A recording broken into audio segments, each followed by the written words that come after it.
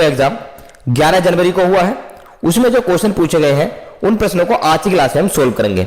हमने कुल इसमें 17 प्रश्न लिए हैं, तो आपको भी ये प्रश्न हमारे साथ सोल्व करने हैं। देखते हैं आप इन 17 प्रश्नों में से कितने प्रश्न सही से सोल्व कर पाते हैं और अंत में हमें अपना स्कोर कमेंट में टाइप करके जरूर बताएं कि आपने 17 में से कितने प्रश्नों को सही किया है। और जिन साथियों को इन क्वेश्चंस की पीडीएफ चाहिए वो हमारा टेलीग्राम चैनल ज्वाइन कर लें, लिंक उसका नीचे डिस्क्रिप्शन में आपको मिल जाएगा। तो जिन साथियों ने अभी तक हमारे चैनल को सब्सक्राइब नहीं किया वो सभी साथी चैनल को सब्सक्राइब कर लें। तो हम शुरू करते हैं आज की क्लास और देखते हैं अपना पहला प्रश्न। हमारा पहला प्रश्न है, रचनात्मक मूल्यांकन पर आचरण होता है सत्र के अंत में, सत्र के प्रारंभ में, केवल विशिष्ट शिक्षक के द्वारा आचरण या फिर सत्र के दौरान कभी भी। तो साथियों रचनात्मक मूल्यांकन जो होता है इसमें आचरण कब होता है? क्वेश्चन नंबर 1 का सही आंसर क्या होगा? इसका सही आंसर होगा साथियों सत्र के दौरान कभी भी किया जा सकता है रचनात्मक मूल्यांकन। तो ऑप्शन नंबर 4 इस प्रश्न के लिए सही आंसर हो जाएगा। साथियों ये क्वेश्चन आपका 11 जनवरी फर्स्ट शिफ्ट में पूछा गया क्वेश्चन है। अगला प्रश्न देखेंगे, प्रश्न नंबर 2 ये रहा आपकी स्क्रीन पर। जीन पियाजे की किस अवस्था में उत्क्रमणीय सोच है? तो जीन पियाजे ने संज्ञानात्मक विकास की 4 अवस्थाएं बताई हैं, उन चारों में से किस अवस्था में उत्क्रमणीय सोच है? पूर्व संज्ञानात्मक अवस्था, मूर्त संज्ञानात्मक अवस्था, संवेदी प्रेरक अवस्था या फिर औपचारिक संज्ञानात्मक अवस्था। तो क्वेश्चन नंबर 2 का सही आंसर क्या होगा? इसका सही आंसर होगा साथियों ऑप्शन नंबर 2 मूर्त संज्ञानात्मक अवस्था में जीन पियाजे के अनुसार उत्क्रमणीय सोच है। यह अवस्था साथियों 7 से 11 वर्ष तक होती है, 7 से 11 वर्ष तक की आयु तक यह अवस्था होती है। तो ऑप्शन नंबर 2 इस प्रश्न के लिए बिल्कुल सही आंसर होगा। अगला प्रश्न देखेंगे, प्रश्न नंबर 3 है, निम्न में कौन सा सही है? अब सही विकल्प की हमें पहचान करनी है। ऑप्शन नंबर 1 देखते हैं, पियाजे ने कहा कि सोच भाषा पर निर्भर है, या पियाजे ने कहा कि सोच भाषा के लिए जिम्मेदार है, या वाइगोत्स्की ने कहा है कि सोच भाषा के लिए जिम्मेदार है, या फिर इनमें से कोई नहीं। तो क्वेश्चन नंबर 3 का सही आंसर क्या होगा? तो इस बात को आपको ध्यान रखना है कि भाषा से पहले सोच आती है, आपके थॉट्स आते हैं भाषा से पहले। तो क्वेश्चन नंबर 3 का सही आंसर क्या होगा? ऑप्शन नंबर 2 इसका सही आंसर हो जाएगा कि पियाजे ने कहा कि सोच भाषा के लिए जिम्मेदार है, ना कि सोच भाषा पर निर्भर है। तो ऑप्शन नंबर 2 इस प्रश्न के लिए बिल्कुल सही आंसर होगा। अगला प्रश्न देंगे, प्रश्न नंबर 4 ये रहा आपकी स्क्रीन पर। कोहल वर्ग ने किसके आधार पर विभिन्न आयु वर्ग के बच्चों के नैतिक विकास का सिद्धांत दिया था? काल्पनिक स्थिति या डायलामा, संस्कृति के आधार पर, सामाजिकता के आधार पर, या फिर चरित्र चित्रण के आधार पर। तो क्वेश्चन नंबर 4 का सही आंसर क्या होगा? इसका सही आंसर हो रहा है साथियों ऑप्शन नंबर 1 कि काल्पनिक स्थिति और डायलामा के आधार पर कोहल वर्ग ने विभिन्न आयु वर्ग के बच्चों के लिए नैतिक विकास का सिद्धांत दिया था। तो ऑप्शन नंबर 1 इस प्रश्न के लिए बिल्कुल सही आंसर होगा। अगला प्रश्न देखेंगे, प्रश्न नंबर 5 ये रहा आपकी स्क्रीन पर। बोलने और व्यापक पाठ से संबंधित विकलांगता कौन सी है? अब किसी को बोलने में परेशानी हो रही है और व्यापक पाठ से संबंधित कोई विकलांगता है या परेशानी है, तो उसको हम क्या कहेंगे? डिसलेक्सिया, डिसग्राफिया, डिसफेसिया या फिर डिसकैलकुलिया। तो क्वेश्चन नंबर 5 का सही आंसर क्या होगा? इसका सही आंसर हो जाएगा साथियों ऑप्शन नंबर 3, उसको हम डिसफेसिया कहेंगे। कहीं कहीं पर आपको डिसफेसिया की जगह डिसफेजिया भी लिखा हुआ मिलेगा, तो इसमें कंफ्यूज नहीं होना है। ऑप्शन नंबर 3 इस प्रश्न के लिए सही आंसर हो जाएगा, क्योंकि साथियों बोलने की बात हो रही है तो बोलने में अगर परेशानी होती है तो उसको डिसफेसिया कहते हैं। अगला प्रश्न देखेंगे, प्रश्न नंबर 6 ये रहा आपकी स्क्रीन पर। दृष्टिबाधित बच्चों को शामिल करने की सर्वोत्तम विधि कौन सी है? चाहे तो दृष्टिबाधित बच्चों को हमें शामिल करना है तो उसके लिए सर्वोत्तम विधि कौन सी होगी जो हम अपनाएंगे?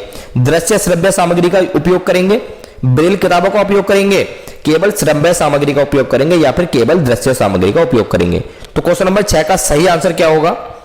जी हाँ, इसका सही आंसर होगा साथियों हम ब्रेल किताबों का उपयोग करेंगे। ऑप्शन नंबर 2 इस प्रश्न के लिए सही आंसर हो जाएगा। तो ब्रेल किताबें क्या होती हैं? इस पर अक्षरों की जो आकृति होती है वो उभरी हुई होती है, तो इसमें जो दृष्टिबाधित बच्चा होता है वो स्पर्श द्वारा अक्षर की आकृतियों को पहचान लेता है, अपनी उंगलियों से स्पर्श करता है और अपने उस आकृति का चित्र अपने दिमाग में बना लेता है, इससे वो उन किताबों को पढ़ लेता है। तो ब्रेल किताबें इसके लिए सही आंसर हो जाएगा। अगला प्रश्न देखेंगे, प्रश्न नंबर 7 है। किण्वन क्रिया में परिवर्तन होता है, तो किण्वन क्रिया जो होती है फर्मेंटेशन आपका, इसमें किसका किस में परिवर्तन होता है? चीनी से शराब में, खमीर से शराब में, चीनी से कार्बन डाइऑक्साइड गैस में, या फिर यीस्ट से कार्बन डाइऑक्साइड गैस में। तो क्वेश्चन नंबर 7 का सही आंसर क्या होगा? इसका सही आंसर होगा साथियों इसमें चीनी से शराब में परिवर्तन होता है, यानी चीनी से अल्कोहल बनता है। ऑप्शन नंबर 1 इस प्रश्न के लिए बिल्कुल सही आंसर होगा। साथियों इस पेपर के डिफिकल्टी मीडियम की बात करें तो ईबीएस हार्ड आया है, ईबीएस हार्ड आया है, बाकी सब एवरेज था, इतना हार्ड नहीं था। विज्ञान से बहुत से क्वेश्चन बन रहे हैं। क्वेश्चन नंबर 8 देखेंगे, पाश्चुरीकृत दूध को लगभग कितने डिग्री सेंटीग्रेड तक गर्म किया जाता है और फिर अचानक ठंडा किया जाता है? 75 डिग्री सेंटीग्रेड पर 5 मिनट तक, 80 डिग्री सेंटीग्रेड पर 10 मिनट तक, 100 डिग्री सेंटीग्रेड पर 5 मिनट तक या फिर 120 डिग्री सेंटीग्रेड पर 10 मिनट तक। तो क्वेश्चन नंबर 8 का सही आंसर क्या होगा? 500 के दूध को लगभग कितने डिग्री सेंटीग्रेड पर गर्म करते हैं? तो क्वेश्चन नंबर 8 का सही आंसर होगा साथियों ऑप्शन नंबर 1। इसमें 75 डिग्री सेंटीग्रेड पर 5 मिनट तक गर्म करते हैं। ऑप्शन नंबर 1 इस प्रश्न के लिए बिल्कुल सही आंसर होगा। अगला प्रश्न देखेंगे, प्रश्न नंबर 9 ये रहा आपकी स्क्रीन पर। जीन पियाजे की विपरीत सोच की अवस्था कौन सी है? संवेदी प्रेरक अवस्था, पूर्व संकेतात्मक अवस्था, मूर्त संकेतात्मक अवस्था या फिर औपचारिक संकेतात्मक अवस्था। साथियों आपकी अभी तक जितनी भी शिफ्ट हुई हैं, जितनी भी शिफ्ट्स आपकी अभी तक सीटेट के पेपर की हुई हैं, जीन पियाजे से क्वेश्चन जरूर बन रहे हैं और साथ में बाइगोत्स्की से भी क्वेश्चन आ रहे हैं। तो इनको जरा ध्यान से पढ़कर जाना जिन भी साथियों का भी सीटेट का पेपर नहीं हुआ है। तो क्वेश्चन नंबर 9 का सही आंसर क्या होगा? इसका सही आंसर होगा साथियों ऑप्शन नंबर 3 मूर्त संकेतात्मक अवस्था। विपरीत सोच की अवस्था होती है मूर्त संकेतात्मक अवस्था। ऑप्शन नंबर 3 इस प्रश्न के लिए बिल्कुल सही आंसर होगा। अगला प्रश्न देखेंगे, प्रश्न नंबर 10 ये रहा आपकी स्क्रीन पर। रचनावादी निम्नलिखित में से किस पर महत्व देते हैं? जो रचनावादी मनोवैज्ञानिक है वो निम्नलिखित में से इन चारों में से किस पर महत्व देंगे? बाल केंद्रित शिक्षा पर, सांस्कृतिक रूप से गैर प्रतिक्रिया शिक्षा शास्त्र पर या फिर व्यक्तिगत अंतरों की अनदेखी करना या सोचने का अभिसारी तरीका। तो जो साथियों रचनावादी मनोवैज्ञानिक होते हैं ये बाल केंद्रित शिक्षा पर बल देते हैं। ऑप्शन नंबर 1 इस प्रश्न के लिए बिल्कुल सही आंसर हो जाएगा। अगला प्रश्न देखेंगे, जीन पियाजे की मौजूदा स्कीमा में अनुभवों को निश्चित रूप से फिट करने की प्रक्रिया को क्या कहते हैं? आत्मसातकरण, आवास, वर्गीकरण या फिर अवधारणा। तो क्वेश्चन नंबर 11 का सही आंसर क्या होगा? इसका सही आंसर होगा साथियों ऑप्शन नंबर 1, उसको हम आत्मसातकरण कहेंगे। ऑप्शन नंबर 1 इस प्रश्न के लिए बिल्कुल सही आंसर होगा। अगला प्रश्न देखेंगे, प्रश्न नंबर 12 है। सामान्यतः विकास के सिद्धांत होते हैं विशिष्ट से सामान्य की ओर, बाहर से केंद्र की ओर, सामान्य से विशिष्ट की ओर या फिर सिर से पांव की ओर। तो क्वेश्चन नंबर 12 का जो सही आंसर होगा साथियों ये हो जाएगा आपका ऑप्शन नंबर 4। विकास के जो सिद्धांत होते हैं वो सिर से पांव की ओर होते हैं। ऑप्शन नंबर 4 इस प्रश्न के लिए बिल्कुल सही आंसर होगा।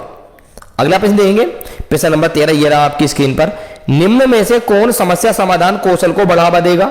अनुरूप सोच, समारोह, प्रतिक्रिया या फिर अभिसरण सोच। तो साथियों समस्या समाधान का जो कौशल होता है इसको कौन बढ़ावा देगा इन चारों में से? क्वेश्चन नंबर 13 का सही आंसर क्या होगा? इसका सही आंसर हो जाएगा साथियों ऑप्शन नंबर 1, अनुरूप सोच समस्या समाधान कौशल को बढ़ावा देती है। ऑप्शन नंबर 1 बिल्कुल सही आंसर होगा। अगला प्रश्न देखेंगे, प्रश्न नंबर 14 हमारी आज की क्लास का। महाराष्ट्र में महिलाओं की पारंपरिक पोशाक कौन सी साड़ी है? नौसारी, नौवारी, कलमकारी या फिर मगसारी।